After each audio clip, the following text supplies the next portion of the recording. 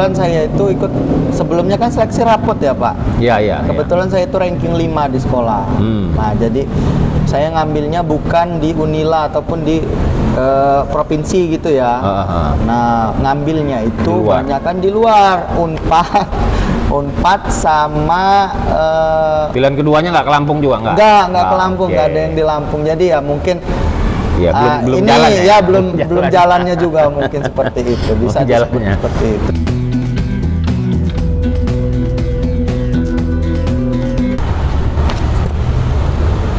Assalamualaikum warahmatullahi wabarakatuh. Waalaikumsalam. Tabi pun.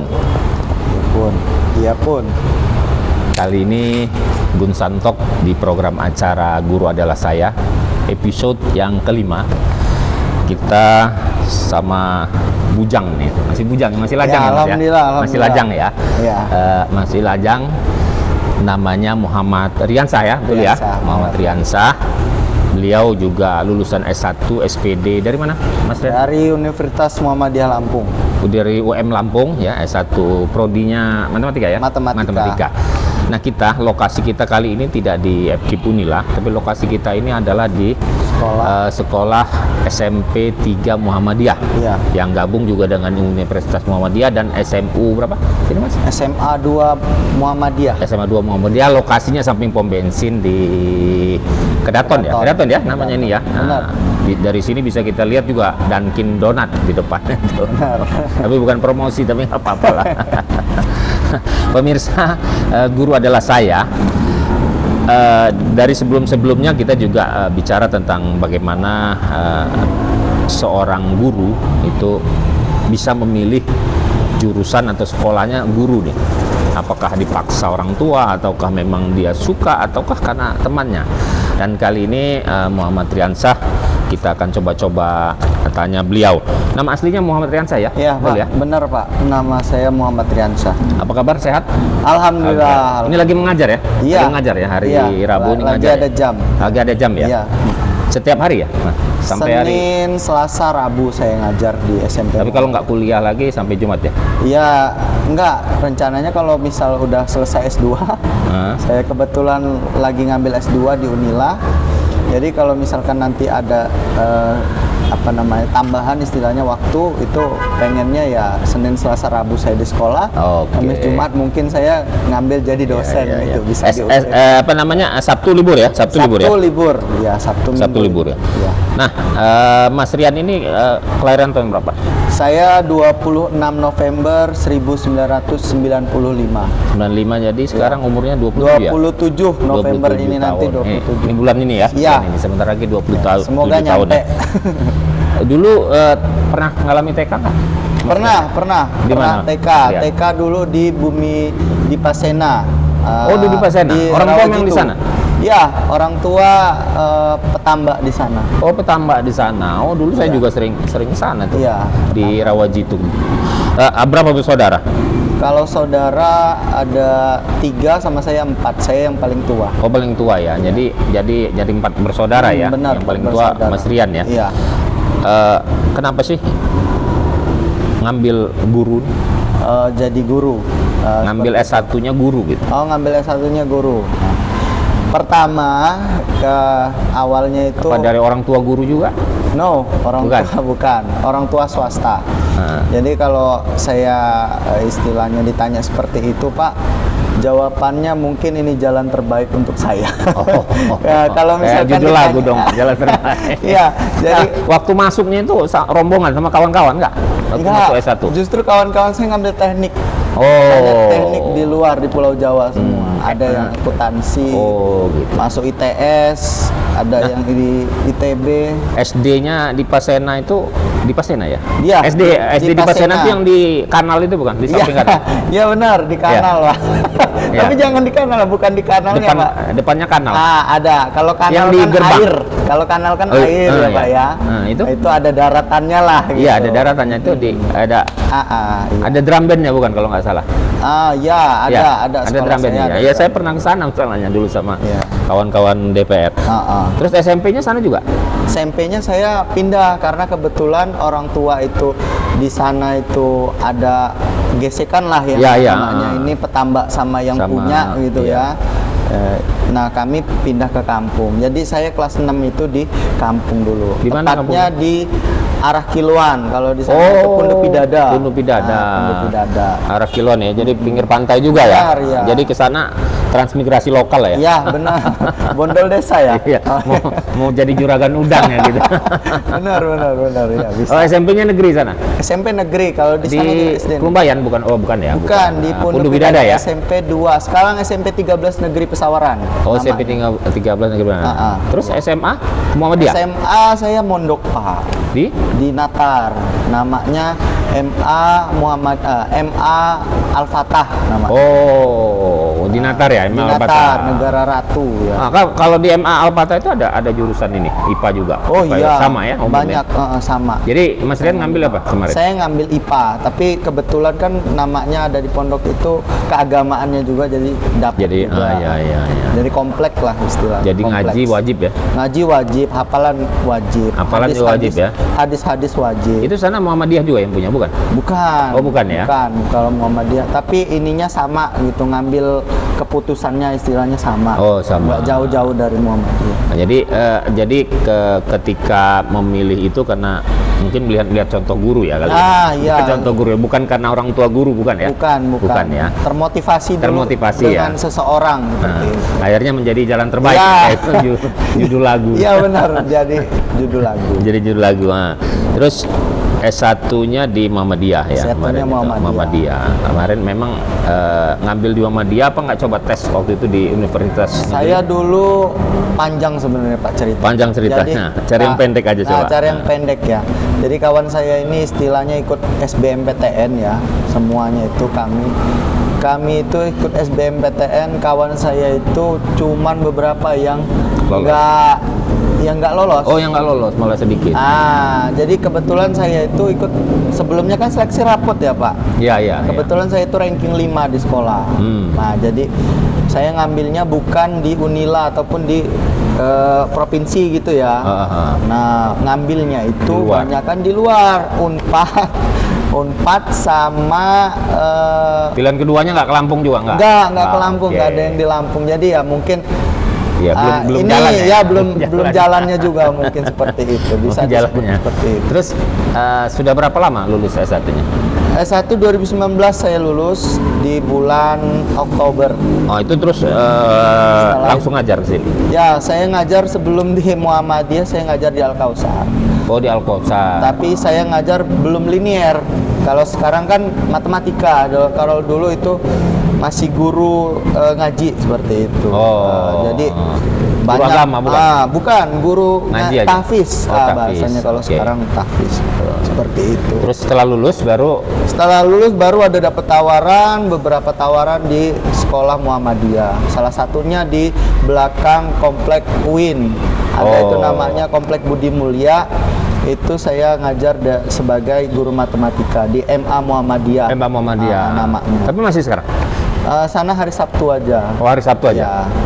Masih Sabtu aja tuh yang isi? Ngajar matematika juga ya? Bukan.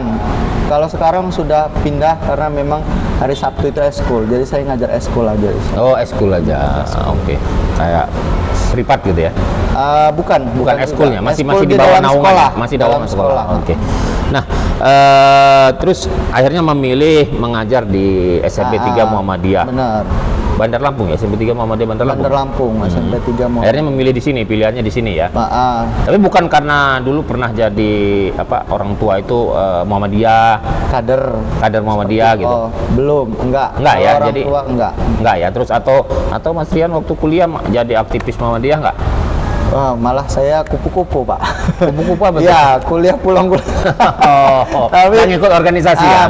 Belum sampai sekarang. Ya nggak ikut ya. Oke. Nah, kemudian kan ngambil S2 di Unila ya? Iya. Ambil S2 di Unila. Pilihannya matematika juga ya, prodinya. Iya. Kenapa milih Unila setelah ini? Karena dekat sama kerjaan. Pertama ya dekat, mungkin saya lihat Unila juga kan sudah bagus lah ya dengan kampus-kampus yang lain gitu. Akreditasnya sudah bagus dan memang itu bisa menunjang saya nantinya. Entah saya jadi dosen istilahnya kalau ada kesempatan seperti itu. Nah, Sehari-hari ya, ini selain kuliah ya di S2 Unila, juga mengajar di Muhammadiyah, ada eskul di mana tadi eskulnya? Sukarame. Di Sukarame. Ada kegiatan lain nggak selain ini?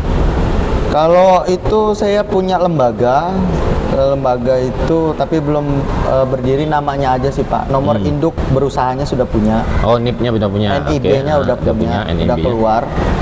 Jadi itu namanya lembaga itu Hasan Albani, privat Pak. Hasan Albani. Oke. Ya, jadi privat di situ sebenarnya dari saya awalnya ngaji istilahnya. Terus saya lebarkan sayap, ngajak kawan-kawan ikut dalam situ. Jadi kalau ada orang istilahnya mau privat, jadi kami penyedianya seperti itu. Privat ngaji? Privat ngaji, ya. Oh. Sementara ngaji sama matematika, Pak. Oh, ada matematikanya juga. Ada. Tapi judulnya apa tadi? Hasan Albani. Artinya apa? Itu diambil dari nama seseorang. Seseorang itu? Syekh. Oh, dari Syekh. Kenapa ngambil Hasan Albani? Itu ada garis benang merahnya tak ke situ? Bisa, karena memang orang itu istilahnya disebut apa namanya, kan beliau Islam ya. Iya. Istilahnya tokoh Islam. Terus itu berpengaruh saat itu. Jadi kemungkinan besar ya kita ingin mencontoh seperti beliau seperti. Nah, ini anggotanya udah berapa yang jadi tenaga pengajar ini untuk kemarin agama ini? Yang apa namanya jadi mengaji. Kalau ngaji itu dari saya dan anak-anak MPK itu mahasiswa penghafal Quran yang ada di Unila. Dan sementara yang matematika bukan saya juga yang ambil, kesempatan saya cuman yang mengelola. Jadi kawan saya ada lulusan dari Unila juga. Udah ada ininya belum? Fisika. Udah ada webnya atau ini? Ada. Udah ada ya. www.hasanalbani.com. Oh, ada www.hasanalbani.com. Silakan kalau yang ingin belajar ngaji ya, belajar ngaji privat. Ini untuk anak-anak ya? Untuk anak-anak, ada, untuk SMP ada, SMA juga ada. Oh ya, anak sekolah lah ya, anak sekolah ya. Benar. Oke, kalau kayak lansia kayak saya enggak gitu. Bisa, Oke. bisa. Ada Pak. Menurut Mas Rian nih, kan sudah di dunia pendidikan, ada yang salah nggak di proses pendidikan kita di Indonesia ini? Atau modelnya ada yang perlu diperbaiki nggak di sini? Sebenarnya secara umum aja, secara umum. Kalau detail kan panjang nanti kita bicara kan. Secara umum itu ada yang kurang nggak sih sebenarnya? Ini sih Pak. Kebetulan saya ini ya bukan problem sih sebenarnya. Kayak misal kurikulum. Nah itu yang jelas banget. Guru-guru di Indonesia ini diberatkan dalam proses penyusunan perangkat. Nah, adapun setiap tahun istilahnya berganti presiden, berganti menteri seperti itu. Ganti pejabat itu pasti berbeda kurikulumnya, namanya mungkin ya, dalamnya ya tetap subnya sama seperti itu. Cuman beda nama istilahnya. Jadi modul tadinya bahan ajar jadi modul seperti itu. Kalau misal di kurikulum 2013 itu kan namanya bahan ajar. Tapi kalau di kurikulum Merdeka seperti itu kita kasih contoh jadi modul seperti itu. Nah jadi, itu bagi saya bukan karena saya merasa ini ya nggak bisa seperti itu. Tapi karena memang bagaimana kalau misalkan itu semua dihadapkan kepada guru-guru yang sudah berusia Pak. Nah jadi yang sudah agak kesulitan mereka menyerap dengan teknologi juga dengan teknologi kesulitan. Intinya gini, nanti kita bicara detail yang khusus tentang kurikulum Mas Rian. Yang ini artinya saya ngelihat gambaran umum aja bahwa pendidikan di Indonesia ini ada yang perlu kita benahi. Benar. Ya, ada yang perlunya seiring sejalan dengan teknologi, seiring sejalan dengan usia, ya kan? Benar. Seiring sejalan dengan apa namanya politik. Jadi intinya ya kalau pencapai politik itu jangan terlalu banyak mempengaruhi pendidikan gitu ya. Nah, ya Pak, jangan terlalu banyak intervensi gitu untuk kepentingan politiknya, tapi untuk kepentingan generasi penerus bangsa ya kan gitu ya. Ya nanti kita bicara itu lebih detail Mas. Kita umum dulu, tapi saya cuma mau ngambil poin ini, apakah memang ada ya kita tanya. Ternyata kan memang banyak ya, dari berapa kali saya tanya banyak. Nanti kita coba, pemerintah harusnya melihat lebih jauh seperti apa kan gitu ya. Oke. Nah, Mas Rian jadi tenaga pengajar ya. Sebenarnya mau pilih jadi guru atau jadi dosen atau jadi kedua-duanya? Ya, karena itu kan kesempatan sekali lagi kan, karena memang kita ingin melebarkan sayap. Jadi guru itu sebenarnya dosen juga, tapi dosennya di sekolah seperti. Ya, judul namanya aja, siswanya aja yang beda. Ngajar juga tetap ngajar. Dosen itu juga guru, tapi di lingkungan universitas. Nah, itu aja beda. Beda judulnya. Iya, kebetulan nanti kalau memang ada kesempatan ya saya pengen yang paling tinggi lah, tingkatan yang paling tinggi. Karena seiring dengan sudah kuliah nih ya. Iya, nah, akademisi. Menjadi tenaga pengajar. Nah, kita ngambil tenaga pengajar. Kalau guru ini kan untuk level SMA ke bawah nih biasanya. Ya. Kalau ke atas itu dosen namanya. Iya. Tapi sama-sama guru. Sama-sama guru. Tenaga pengajar judulnya. Nah, targetnya nih mau jadi pendidik yang baik atau mau cari uang? Itu pengen banyak uang. Bisa milih, harus milih atau gimana nih? Nggak harus milih. Saya milih dua-duanya, Pak. Karena memang bahasanya gini, Pak. Jadi kalau misalkan seseorang guru katanya pahlawan tanpa tanda jasa. Tapi ya nggak semerta-merta istilahnya kita, oh ya ngasih ini, terus kita nggak dibayar kan gimana? Orangnya juga istilahnya yang ngasih, menawarkan diri harus kita jadi guru istilahnya, harus ngerti dong kitanya gimana. Ada kesepakatan. Ada kesepakatan yang jelas. Ya jadi kalau misal suruh pilih, saya pilih dua-duanya. Oke, kalau pilih dua-duanya ya. Jadi, nah, mungkin nggak, misalnya seorang guru atau dosen atau kepala sekolah itu tiba-tiba jadi miliarder, terjadi miliuner, bisa punya rumah mewah, punya harta banyak dan berlebih gitu, mungkin nggak? Bisa jumping gitu. Ngelihat keadaan nih, kan di sini udah ngeliat nih di Muhammadiyah nih, kalau dia guru ini sampai semana gitu. Ya, kalau mungkin enggaknya kayak saya rasa sih nggak mungkin kayaknya, Pak. Lompat nih, yang khusus guru aja loh, jadi tenaga pengajar gitu ya. Nggak mungkin ya. Nggak mungkin. Kayak seperti misalnya ada terduga ya, kita nggak sebut universitasnya, terduga seorang rektor ternyata berlimpah ruah gitu. Itu dengan jadi guru aja mungkin nggak? Saya rasa nggak mungkin ya. Nggak mungkin karena udah ini ya, Pak ya. Terlihat, bisa dilihat istilahnya dari gajinya sekian bisa dikalkulasi. Bisa dianalisis kan. Kayak Mas Rian nih sekarang ngajar nih, seberapa mampunya misalnya ngajar sana ngajar sini, kan pasti ada jam kerjanya juga kan. Gitu. Nggak mungkin kita bisa 24 jam kan, pasti mati kita 24 jam gitu.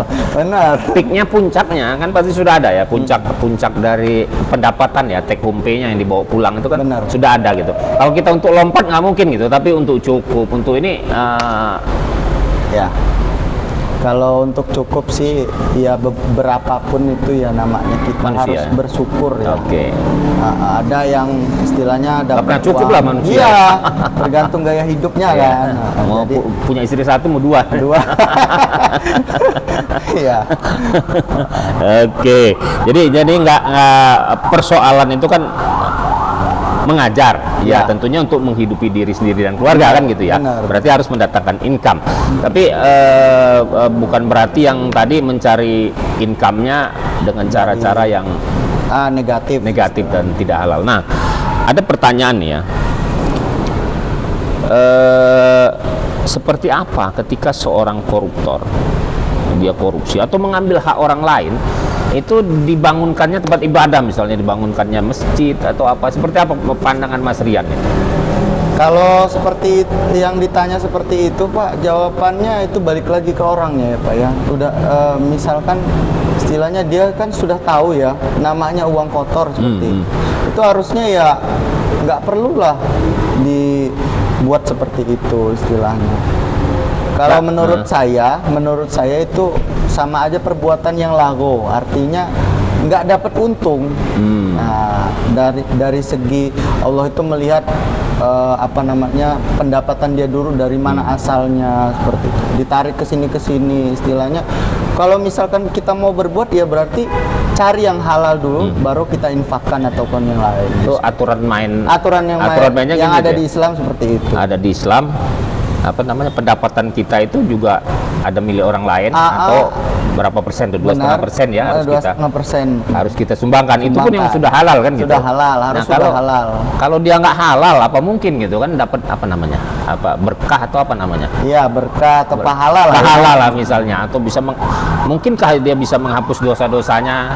Ya, itu balik lagi ya Allah lah ya yang ini istilahnya menentukan. Tapi kan memang dari kita belajar gitu, dari kita belajar agama gitu, iya, masuk akal nggak seperti itu? Iya, tapi kan memang itu nggak boleh, Pak. Nggak diperbolehkan kita ngambil harta orang lain ataupun ini orang lain dari jalan-jalan yang tidak benar, apalagi sampai menginfakannya di jalan yang jadi istilahnya dari negatif ke positif kan istilahnya kan itu nggak masuk ya, nggak matching.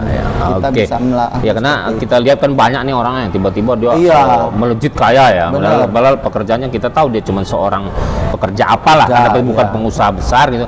Tiba-tiba berangkat haji, berangkat umroh gitu, habis dia ini berangkat gitu. Nah, apakah Tuhan, apakah Allah mau menghapus dosa-dosanya? Itu saya rasa kalau di agama nggak imbang lah, nggak masuk akal ya. Berarti orang nanti akan semua mencontoh ya, betul nggak? Benar. Mencontoh lah, cari uang dengan asalnya gitu ya. Nah, kenapa ya Mas Rian? Ini kan pemimpin di negeri kita ini nggak tahu pejabat, nggak tahu wakil rakyat, nggak tahu kepala sekolah, nggak tahu rektor, nggak tahu tenaga pendidik apa.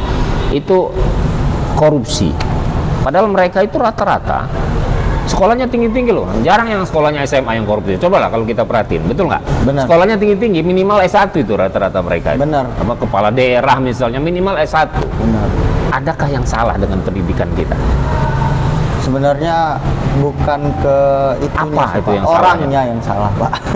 Orangnya yang salah. Iya, orangnya. Nah, orang salah dibentengi keimanan, seperti itu. Kan kurang membentengi itu kan mesti dari sekolah dulu, nggak? Iya. Harusnya dari sekolah dulu atau dari pendidikan lingkungan? Iya. Semuanya bersinergi. Kan Mas Rian sudah belajar agama juga ya, artinya di MAN ya? Iya. Ya kan? MA Alfa. MA ya, di MA ya kan itu dibentengi gitu. Dibentengi oleh akhlak dan juga etika. Itu perlu nggak kita buat itu dari bawah gitu, dari SD gitu, agar tadi tidak menjadikan seorang yang udah sekolah tinggi itu seperti itu kan, nanti tergantung manusianya. Benar. Tapi manusia ini kan melewati dulu proses. Iya. Ya.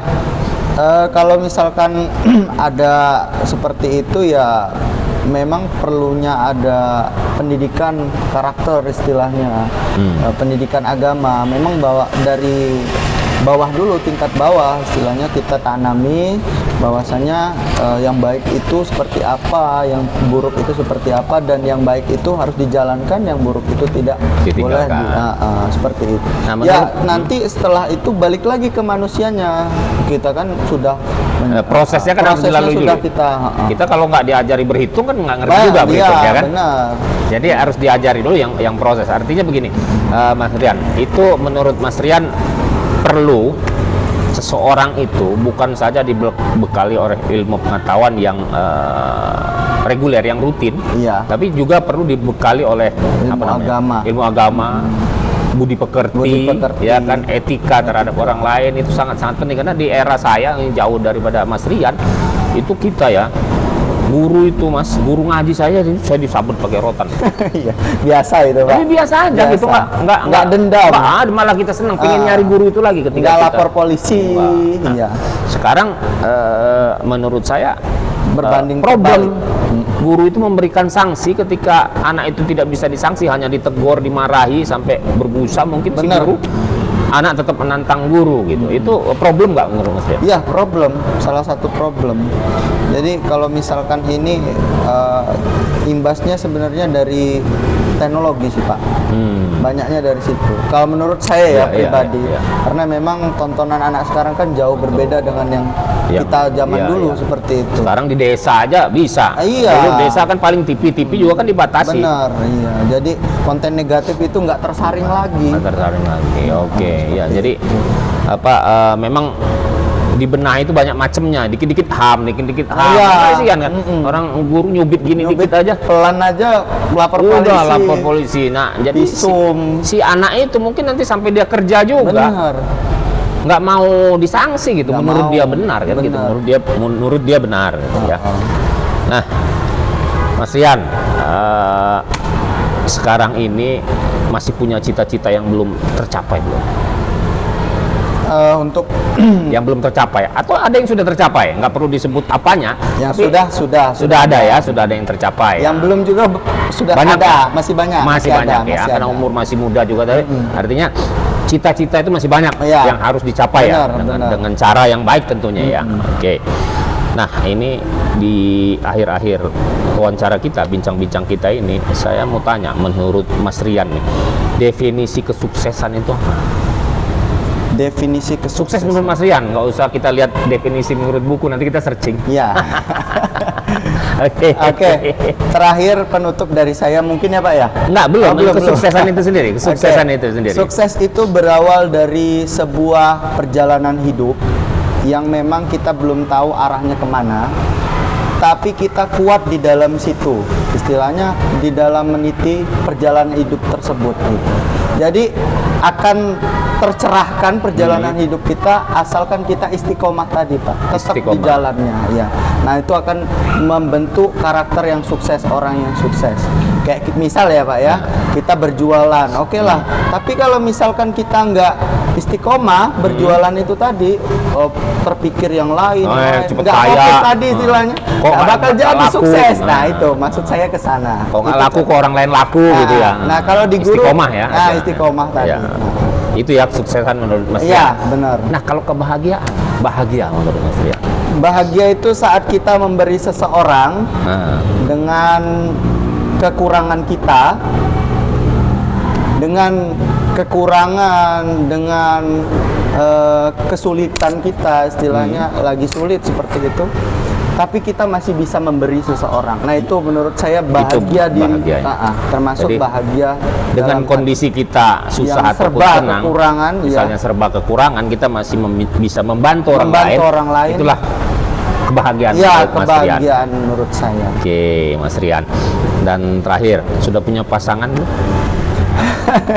Insya Allah kalau pasangan sudah ada. Sudah ada ya. Jadi dalam waktu dekat sudah mau ini Ya, langsungkan ke pernikahan. Rencana kemarin udah ketemu sama orang tuanya. Oke. Ya, doakan yang terbaik lah. Jadi nggak perlu nunggu lulus ya. Ya, Nggak perlu kalau lulus misal ya. insya Allah. Kriterianya udah ketemu nih. Udah ketemu ya Udah, kriterianya. Jadi sesuai kriteria ya. Ya. Oke, saya nggak perlu tanya lagi kriterianya karena udah ketemu. Kalau belum ketemu baru saya tanya kriterianya. Nah, menurut Mas Rian, kalau di era saya atau di era orang tua saya dulu, seorang istri itu melayani suami, tanda petik ya, melayani itu dalam hal macam-macam, misalnya melayani makan, kemudian melayani pakaiannya atau apapun ya, kalau kita pernah ngelihat kakek nenek kita dulu gitu. Benar. Apakah sekarang yang di dunia milenial ini yang sudah sudah berubah sangat drastis, rambu-rambu atau hal-hal dari nenek moyang kita itu masih diperlukan? Masih dong. Rambu-rambu istilahnya peraturan yang yang turun-temurun lah ya. Kita. Jadi istri itu melayani, Ya. memberi kita sarapan. Ya. Nah, walaupun dia juga punya kesibukan atau dia bekerja juga kan. Sekarang kalau dulu ya kan istri tidak kurang bekerja, kalaupun bekerja dia ke kebun atau ke ladang ya. Kalau sekarang kan ada yang di kantor, ada yang macam-macam gitu. Emansipasi. Ya. Jadi masih diperlukan seperti itu. Masih sangat harus dipertahankan. Dipertahankan, seperti itu. Jadi walaupun tetap ada keringanan, iya. ada keringanan. Oke, di akhir Mas Rian, kalau ingin ada yang disampaikan untuk guru-guru di Indonesia, ini guru di Indonesia, silahkan, atau seperti apa ini saran ataupun apa, silahkan Mas Rian. Oke, jadi mungkin ini pesan saya untuk semua guru yang ada di Indonesia, berbuatlah yang terbaik, jangan lakukan istilahnya, jangan kamu menjadi seseorang yang lemah, karena memang seseorang yang lemah itu bukan terlihat dari apa yang dilakukan. Saya ulangi ya Pak ya, mungkin. Ya silakan, nggak ada masalah. Ya, saya ulangi.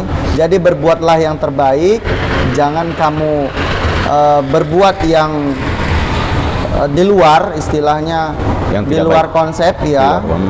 Di luar aturan main. Di luar aturan main karena memang itu semua ada pertanggungjawabannya. Atau di luar Ya. akhlak dan perilaku. Ya, jadi, agama juga. Jadi tetap jadi suri tauladan untuk seluruh siswa yang ada di Indonesia, dimanapun kita contoh berada. ya. Guru adalah contoh. Ya? Nah, guru adalah suri tauladan atau contoh. Ya. Oke, terima kasih Mas Rian. Guru adalah tauladan atau contoh untuk siswa-siswanya atau untuk murid-muridnya. Kalau gurunya baik, insya Allah anak-anak itu akan menjadi baik ya. Iya. Pemirsa, guru adalah saya di Gun Santok. Kali ini sudah pada ujung acara. Terima kasih atas kesediaan waktunya untuk menonton ini. Jangan lupa untuk follow atau ikuti channel ini di Gun Santok agar ke depan kita menjadi koreksi yang lebih baik. Dan untuk guru-guru di Indonesia ataupun di Lampung yang ingin mengisi channel ini, silahkan, tapi terutama untuk pendidikan. Dan semoga bincang-bincang kita yang kelima ini dapat bermanfaat untuk pemirsa Gun Santok, dan guru adalah saya. Dan kepada Mas Rian, saya mohon maaf kalau ada kata-kata saya yang salah. Sama-sama, Pak. Ada yang kurang berkenan. Dan kepada pemirsa juga, saya mohon maaf kalau bincang-bincang ini belum dapat memenuhi keinginan kalian.